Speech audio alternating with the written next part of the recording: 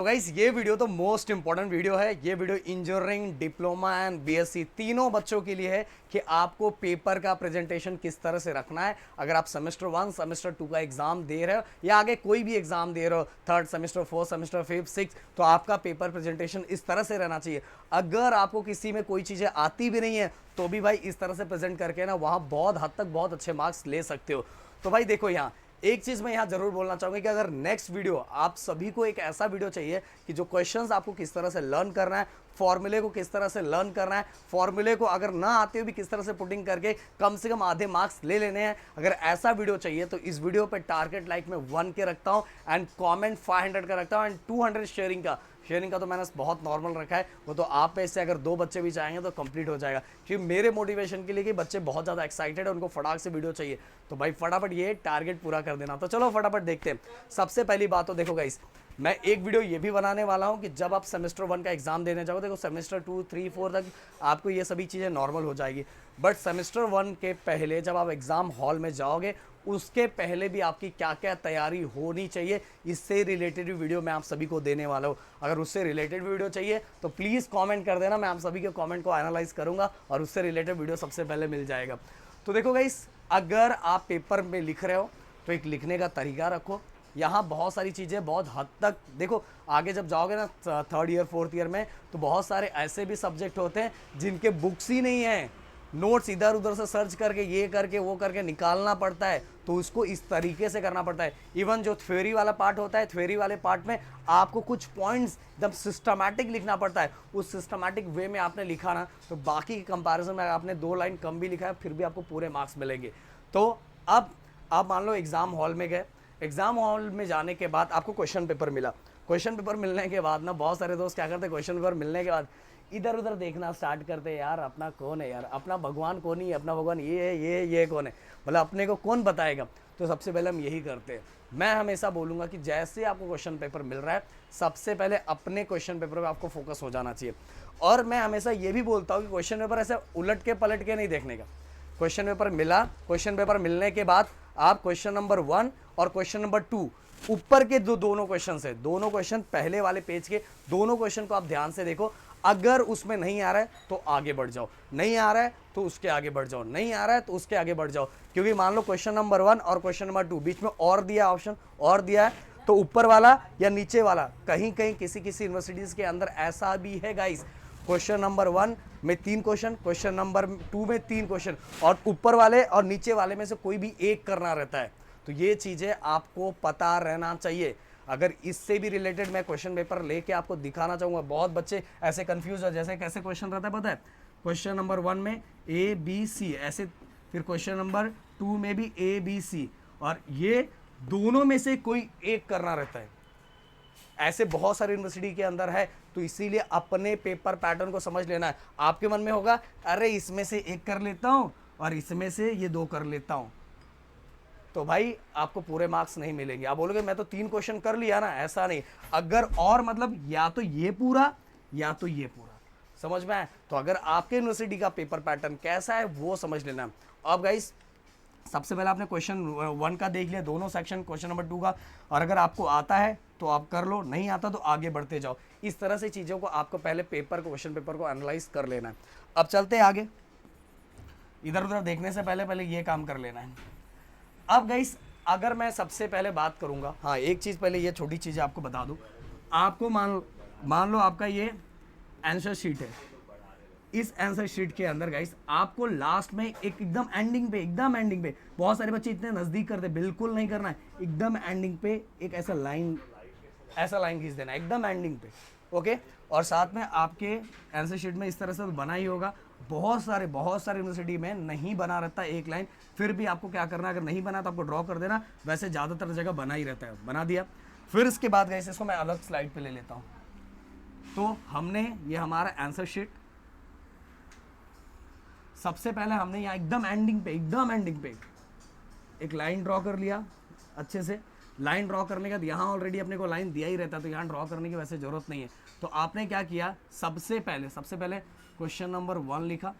Question number 1 अगर उसके अंदर क्वेश्चन नंबर 1 में A दिया हुआ और A में 1 दिया हुआ तो उसको इस तरह से लिखना है, बट अगर आपको ऐसा नहीं दिया हुआ है, क्वेश्चन नंबर 1 में डायरेक्ट बस ए दिया हुआ है, ए दिया हुआ है, तो आपको बस क्या करना पड़ेगा, इसको मैं थोड़ा रब कर दूं, हाँ बस इस तरह से लिखना पड़ेगा। अब ए बी सी आपने तीनों लिख दिया, तीनों लिखने के बाद इसमें सब में सिंगल लाइन, और ये क्वेश्चन नंबर 1 पूरा तरह से खत्म हो गया है, तो डबल लाइन, आपको ऐसे डबल लाइन ड्रॉ कर देना है। ये सभी चीजें बहुत अच्छे से करना है। और गाइज इसके अंदर जो मेन अपने आंसर है, उन सभी मेन आंसर के अंदर छोटा छोटा अंडरलाइन कर देना है। अंडरलाइन कर दोगे जिससे क्या होगा, पेपर चेक करने के लिए, देखो पेपर चेक करने वाले बंदे के लिए जितना पेपर आसान बनाओगे चेकिंग ना, उतने आपको मार्क्स मिलने के चांसेस है। बहुत सारे लोग बोलते हैं ऐसे ऐसे लिख देंगे उसको दिखेगा नहीं तो मार्क्स दे देगा। भाई अगर उसको नहीं दिखेगा ना, वो आपके मार्क्स उड़ाते चला जाएगा। जितना आसानी से चीजें वो आप प्रेजेंट करोगे ना, उतने मार्क्स ज्यादा मिलने के चांसेस रहते हैं। ये बात मेरा क्लियर कट सुन लो। आप जिस तरह से सोचते हो ना, उस तरह की चीजें बिल्कुल नहीं होती। आपका जो फाइनल आंसर वो मिलता है, उस फाइनल आंसर को बॉक्स बनाने का, ओके, बॉक्स बनाने का, फिर इसके बीच में जो मेन पॉइंट है उसको अंडरलाइन करने का, इस तरह से चीजें। और जो आपने कोई भी मतलब मान लो मेन पॉइंट है, उसको भी अगर यहाँ मेन पॉइंट लिखा तो इसके नीचे अंडरलाइन लिख के नीचे 1 2 ऐसे करके पॉइंट लिख रहे हो, समझ में आया। तो क्वेश्चन नंबर 1 खत्म हुआ, सब में single line, then double line, फिर क्वेश्चन नंबर 2, क्वेश्चन नंबर 3, इस तरह से। फिर क्वेश्चन नंबर 2 स्टार्ट हुआ, जो उसमें सब क्वेश्चन है, सब में सिंगल लाइन, फिर खत्म हुआ, देन डबल लाइन। इस तरह की चीजें आपको करनी है। अब आते हैं मेन चीज जो मुझे आपको बताना था। मेन चीज ये, अगर मान लो आपका थ्योरी वाला सब्जेक्ट कुछ है, आपको बहुत सारी चीजें याद नहीं हो रही है, नहीं हो रहा है सर, मेरे से नहीं हो रहा है सर, फिजिक्स नहीं हो रहा है, केमिस्ट्री नहीं हो रहा है, ये हो रहा है। जैसे डिप्लोमा वाले बच्चों का तो एमसीक्यू आ रहा है, बहुत सारी यूनिवर्सिटीज़ में एमसीक्यू नहीं आता, बहुत सारे बोर्ड में नहीं आता, पर अपने इधर आ रहा है, तो उनको इतना टेंशन लेने वाली बात नहीं है। बट मैं बात कर रहा हूँ जिनके थ्योरी वाले सब्जेक्ट होंगे, उनको ये पैटर्न जरूर फॉलो करना है। अगर बड़ा कोई क्वेश्चन आता है तो उसमें diagrams, uses, advantage, disadvantage, application and diagram को देख के कोई भी 3 से 4 फॉर्मल पॉइंट आपको लिख देना है, तो आपको पूरे के पूरे मार्क्स आपके झोली में गिर जाएगा। देखो बहुत बार ऐसा होता है कि हमें कुछ भी, हमें थोड़ा बहुत ज्ञान रहता है उस टॉपिक के बारे में, ज़्यादा कुछ भी नहीं पता रहता है, तो स्टूडेंट क्या करते हैं, ये फॉर्मेट लिखते हैं, हर फॉर्मेट के नीचे ऐसे ऐसे अंडरलाइन कर देते हैं, और इससे रिलेटेड दो पॉइंट लिख देते हैं, और उनको पूरा मार्क्स मिलता है। इस तरह से अगर आपका मैथ है तो गिवन लिखना है, देन क्या फाइंड करना है वो लिखना है, देन सॉल्यूशन, आंसर को आपको सॉल्यूशन जहाँ याद रखो, सॉल्यूशन जो आपको मिला है वहाँ बॉक्सेस बना दो, आंसर जो आंसर आ रहा है उसको इस तरह से कवर कर दो।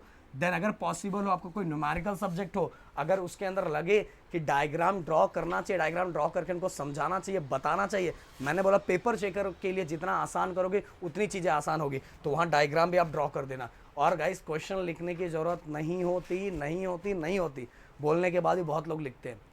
और अगर इन केस आप कोई भी थ्योरी वाले सब्जेक्ट को कंप्लीट कर रहे हो, पढ़ रहे हो, और उसके अंदर आपको पॉइंट्स पता चल रहा है पर उसका डायग्राम नहीं है, बट आपको लग रहा है कि क्वेश्चन 3 या 4 मार्क्स का आ रहा है, तो आप स्केच डायग्राम गूगल पे सर्च करो और स्केच डायग्राम की तैयारी कर लो। और स्केच डायग्राम अगर आपने ड्रॉ कर दिया ना, वहाँ आपके पब्लिकेशन में जो कर रहे हो नहीं है, फिर भी वहाँ कर दो, सोने पे सुहागा। आपने 2 पॉइंट कम भी लिखा फिर भी आपको पूरे मार्क्स मिलेंगे। इस तरह से तैयारी करो अगर अच्छा स्कोर, अच्छा पॉइंटर, अच्छा परसेंटेज आपको लाना है। अब बात करता हूँ, फ्लो चार्ट भी ऐड करना है आपको थ्योरी वाले सब्जेक्ट के अंदर।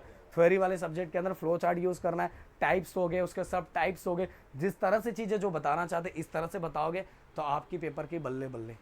तो भाई पेपर का प्रेजेंटेशन इंजीनियरिंग, डिप्लोमा, बीएससी आपके लेवल का होना चाहिए। आप जिस लेवल पे आगे बढ़ रहे हो उस लेवल का पेपर का प्रेजेंटेशन आपका होना चाहिए। और अगर और भी कोई डाउट है तो प्लीज़ रिक्वेस्ट है, कमेंट करके पूछो। मिलते हैं नेक्स्ट वीडियो में। Thank you so much guys. एक चीज़ और बताना मैं भूल गया, सबसे लास्ट, सबसे बड़ी बात तो ये है गाइस कि हमारे चैनल पे हमने ऑलरेडी एक डिस्क्रिप्शन में ऐप डाल के रखा हुआ है। वो ऐप में diploma, Mumbai university and Pune university तीनों के लिए लाइव लेक्चर चल रहा है। इवन डिप्लोमा का लाइव एंड रिकॉर्डेड दोनों को ऑप्शन दिया है। तो फटाफट ऐप को डाउनलोड करके कोर्सेज आप परचेस कर सकते हो, कि उन कोर्सेज के अंदर आपको नेक्स्ट लेवल का पढ़ाया जा रहा है, और जो पढ़ा रहा है भाई वो भी नेक्स्ट लेवल का बंदा है। इसीलिए फटाफट कोर्सेज परचेस करके, क्योंकि सेमेस्टर 2 में जाओगे तब बुरा हाल हो जाएगा। इससे अच्छा भाई अभी तैयारी कर लो। तो मिलता है नेक्स्ट वीडियो में। Thank you so much guys. जय हिंद दोस्तों।